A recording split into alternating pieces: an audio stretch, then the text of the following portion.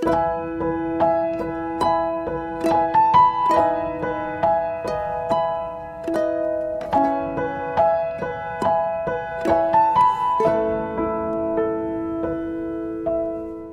Tuhan, ini kesaksian saya. Sejak tahun 2005 saya sudah mulai curiga suami selingkuh. Dan sejak saat itu mulai ada pertengkaran selama belasan tahun. Saya memang belum pernah melihat dengan mata kepala sendiri perselingkuhan suami. Hanya dengan perasaan sebagai seorang istri, kecurigaan dengan perilakunya yang sudah sangat berbeda. Banyak sekali perubahan-perubahan yang tidak biasa. Saya tidak boleh buka HP-nya walaupun saya tahu passwordnya. Sering ada telepon dari perempuan, sering teleponan di depan mata saya. Dan bahagianya, kalau ditanya dia bilang teman dan lain-lain. Mulai sakit hati dan saya semakin gelisah. Karena jika ditanya suami, jawabannya dengan bersumpah, demi Tuhan saya tidak punya wanita lain. Kalau saya punya wanita lain, motor akan tabrak saya.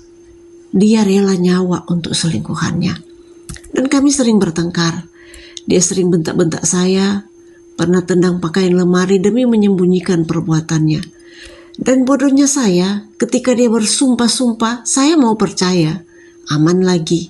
Walaupun hati ini tetap tidak nyaman, tidak damai, tetap gelisah, tetap penuh kecurigaan, dan semakin sering bertengkar.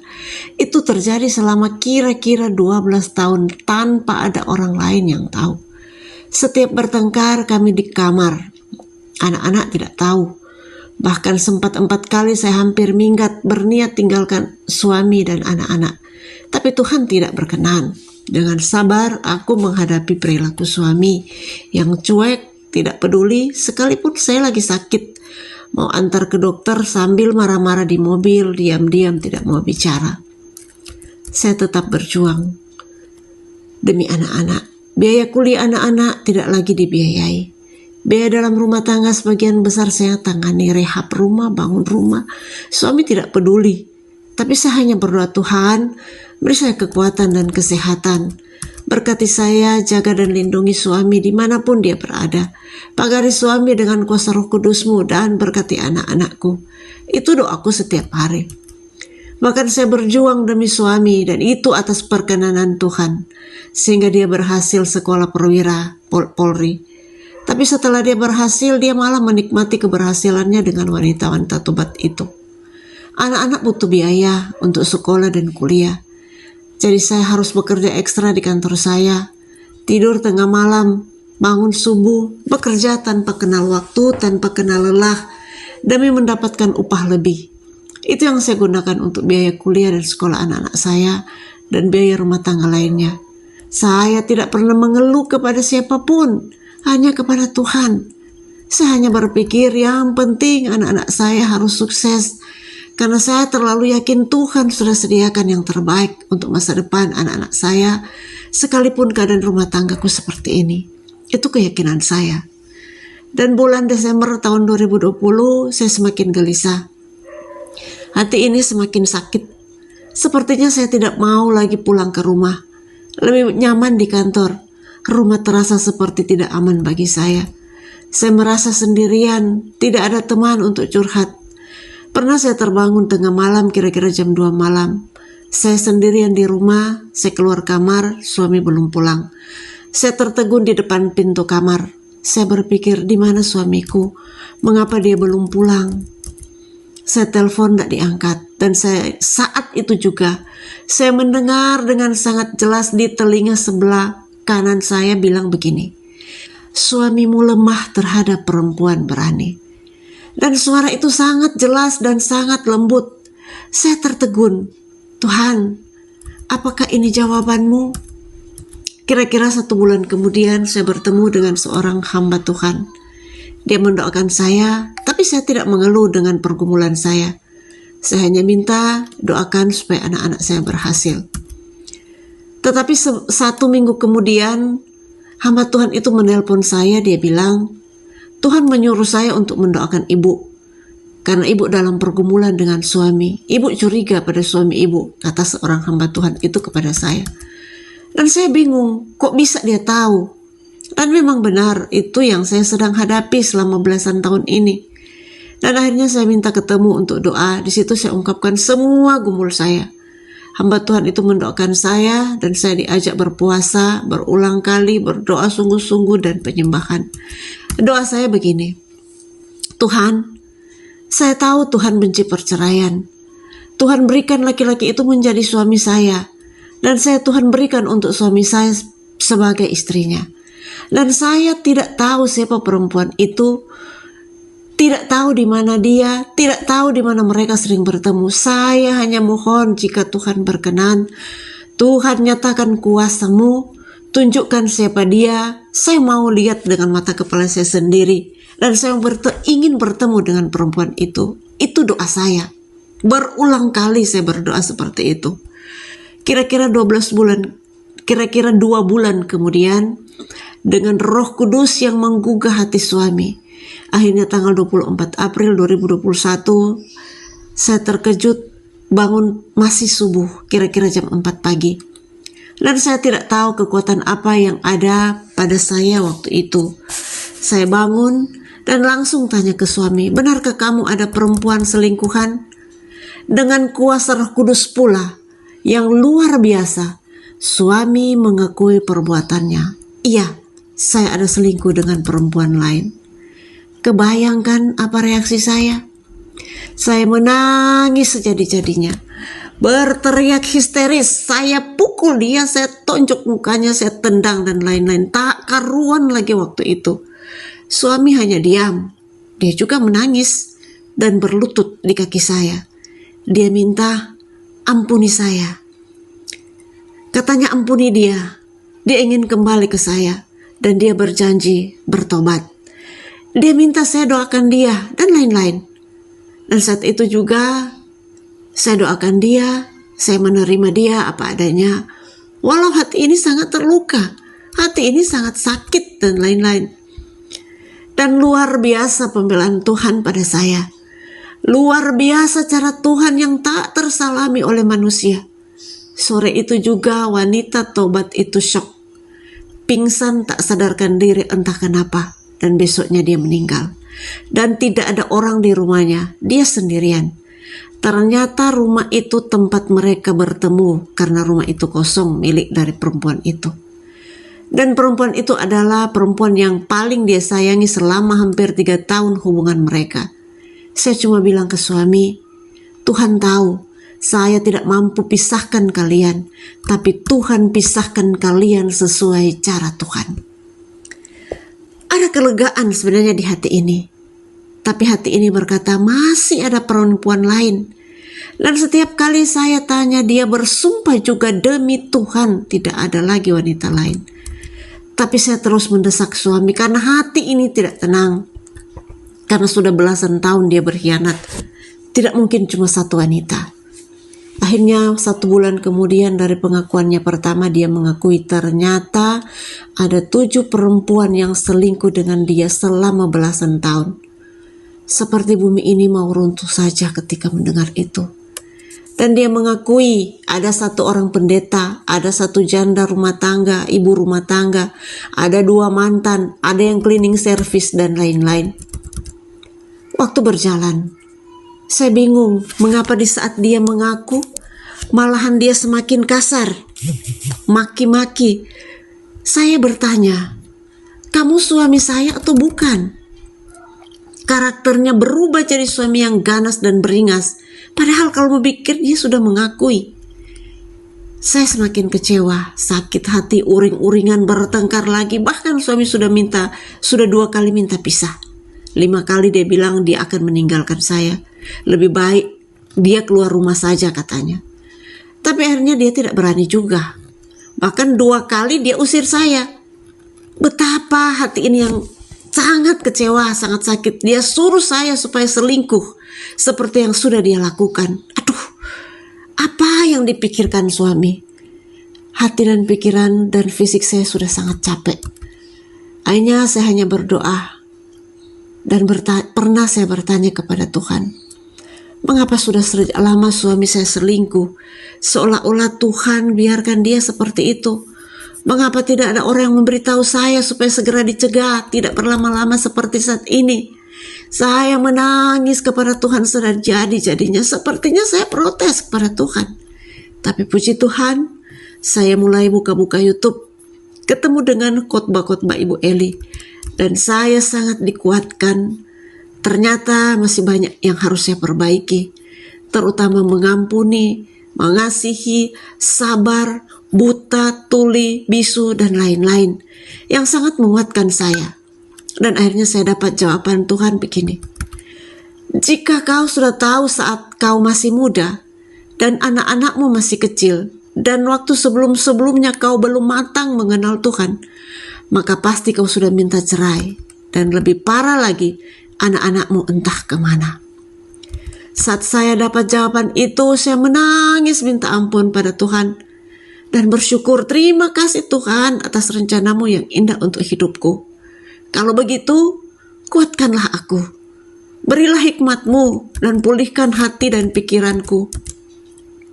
Pulihkan suami, pulihkan anak-anak, pulihkan keluargaku.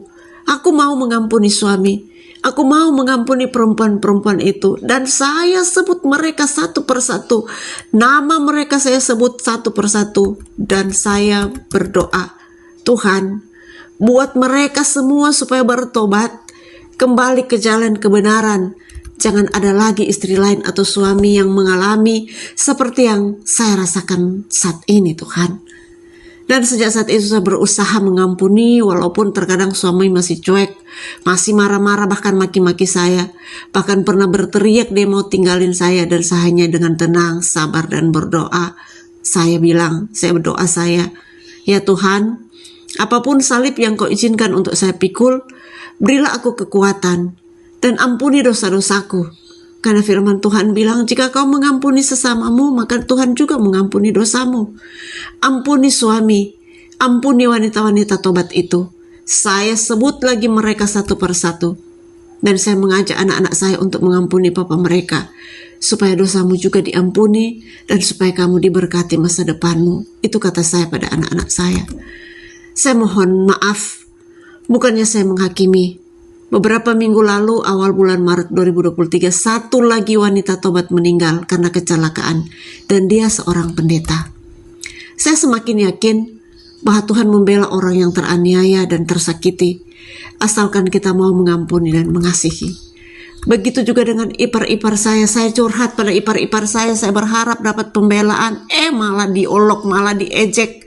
Bahkan ada ipar yang bilang, makanya urus suami dengan baik supaya suami tidak selingkuh. Ada ipar yang bilang, bersyukur dia tidak punya anak lah, terima sajalah. Ada ipar bilang, jangan percaya dengan pendoa.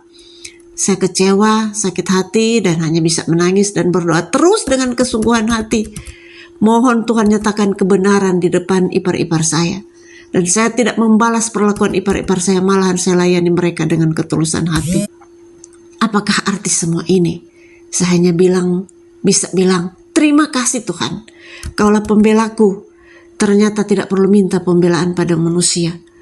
Dan saya semakin yakin firman Tuhan bilang, Tuhan menampung setiap tetesan air mata di kirbatnya. Akhirnya, suami sekarang walaupun masih dalam proses sudah banyak perubahan ke arah yang lebih baik. Lebih banyak ibadah sendiri, baca Alkitab, dengar khotbah Ibu Eli, khotbah-khotbah di YouTube, dan semakin perhatian ke anak-anak. Karakter dulu sebagai suami penyayang, perhatian mulai nampak lagi. Dan saya juga sangat bersyukur Tuhan pulihkan hati dan pikiran saya walaupun masih juga dalam proses. Begitu juga anak-anak yang sempat kecewa dengan papa mereka, akhirnya akhir-akhir ini mulai akrab lagi. Semoga keluarga saya semakin dipulihkan dan semakin setia dan taat kepada Tuhan. Amin. Shalom Bu NN, bisa dibuka mute-nya? Ya, shalom. Oh, nah, haleluya, puji Tuhan. Apa kabar hari ini? Luar biasa. Luar biasa. Proses tetap berjalan ya Bu ya? Ya, proses tetap berjalan. Ini yang cukup saya agak sedikit ngeri-ngeri sedap itu, satu persatu wanita tobat mengalami kematian, begitu ya Bu ya? Iya. Dan prosesnya seperti khotbah Ibu Eli dalam sekejap mata. Aduh, ngeri itu Dalam ya. sekejap mata, mereka akan habis dalam sekejap mata, itu di Mazmur. Dan Nah itu ternyata dia. itu Tuhan nyatakan untuk saya. Dan Sisa berapa berarti ini ya sekarang Bapak itu sisa berapa ini? Saya hanya ini ya, cuman tadi wah satu persatu, aduh sisanya berapa? Semoga mereka nggak alami kecelakaan dan mereka benar-benar bertobat dulu ya Bu ya, begitu ya. amin, amin, amin. Dan ada yang luar biasa itu adalah apa namanya? Ipar-ipar. Ada pendeta ya, ada pendeta Ya, tadi ya Bu ya. ya, dia yang meninggal baru-baru. Nah ini pendeta juga berselingkuh ya begitu Ya, ya. Ibu pendeta berarti beliau kan, ibu ya, pendeta ya, berselingkuh ya, dengan bapak ya.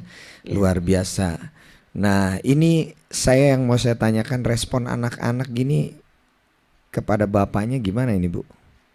Puji Tuhan, mungkin mereka melihat saya juga berusaha untuk mengampuni, saya juga berusaha untuk melakukan apa yang seharusnya saya lakukan, dan puji Tuhan anak-anak mulai dipulihkan, artinya mereka mau menerima lagi, mau memaafkan, mau mengampuni, dan berangsur-angsur mereka ya menerima kembali.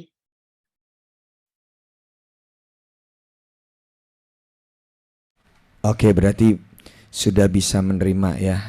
Ya, mereka sudah bisa menerima, dan satu kesaksian juga yang tertinggal sedikit, Ya, boleh tambah sedikit. iya boleh boleh.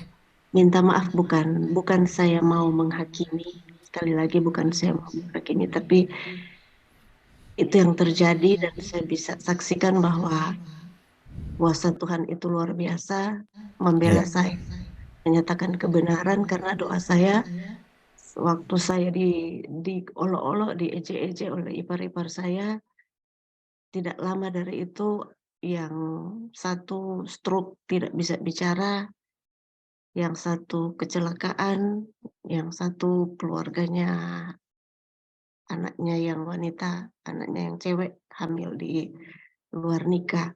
Mereka semua itu Wow. mengejek saya, mengolok-olok saya, dan saya tidak balas mereka. Saya hanya berdoa, berteriak kepada Tuhan, Tuhan, nyatakan kebenaran-Mu, karena seolah-olah saya dipersalahkan. Ya. Seolah-olah salah saya. Suami selingkuh itu seolah-olah karena kesalahan saya, karena Ya. kekurangan saya. Dan Hmm. ya di sisi lain saya terima, saya tidak, bukan wanita sempurna. Tapi Ya. yang saya tidak mau, yang saya kecewa, seolah-olah saya yang salah atas Hmm. perbuatan suami. Saya hanya berteriak kepada Tuhan. Ya. Saya bilang, Tuhan, nyatakan kebenaran di depan ipar-ipar saya. Dan Wah. itu yang terjadi. Waduh. Tapi walaupun mereka dalam keadaan sakit, mereka datang ke rumah saya, berobat, saya terima mereka dengan ketulusan hati. Saya melayani mereka tanpa tanpa pamrih, saya melayani mereka dengan ketulusan hati. Saya tidak membalas. Hmm. Oke. Wah. Berarti ini yang berurusan dengan ibu ini dapat dapat sesuatu yang buruk ya. Tapi bukan berurusan dengan ibu, berurusan dengan Tuhan kita Ya, mereka ya. Nah, Tuhan Yesus yang bela ya, Tuhan Yesus ya, yang tunjukkan amin, begitu ya. amin. eh Apa pembelaannya buat ibu. Tapi Pembelaan ibu yang kan luar sangat biasa tidak itu sangat berharap luar kan biasa. ya untuk mereka Ya, bisa alami celaka. ya, Begitu kan tidak berdoa untuk itu. ya, Tapi ya ya semoga dengan cara Tuhan itu cara mereka semua Tuhan. benar-benar mengalami pertobatan. Ya, Amin. pertanyaan yang terakhir, Bu. Ya, Ya, pertanyaan yang terakhir. Berarti sekarang masih tetap Bapak tinggal satu rumah dengan Ibu? ya, masih, masih, Masih, masih. masih tinggal satu rumah Ya, dengan anak-anak semua dan dia masih juga ini ya apa sekarang sudah mulai mau juga membiayai ke apa ya, ya, kehidupan rumah tangga sudah ya. ya. Ya Sudah berarti banyak pemulihan, sudah banyak progresnya. perubahan, progresnya Oke. sangat luar biasa Wah di ya. saat saya mau mengampuni, di saat saya mengampuni dengan Yes. ketulusan hati. Amin. Inilah apa buah dari pengampunan itu pemulihan yang luar biasa. Tepuk Ya, tangan bagi kemuliaan nama Tuhan. amin. Terima kasih Ibu NN Amin. yang sudah menjadi berkat buat kita semua ya. Kita percaya satu kali nanti beliau akan kita undang lagi untuk bersaksi dengan suaminya yang sudah dipulihkan ya. Puji Tuhan. Terima kasih Bu NN. Terima kasih Selamat ya. malam. Tuhan Yesus Ya, malam. memberkati. Amin.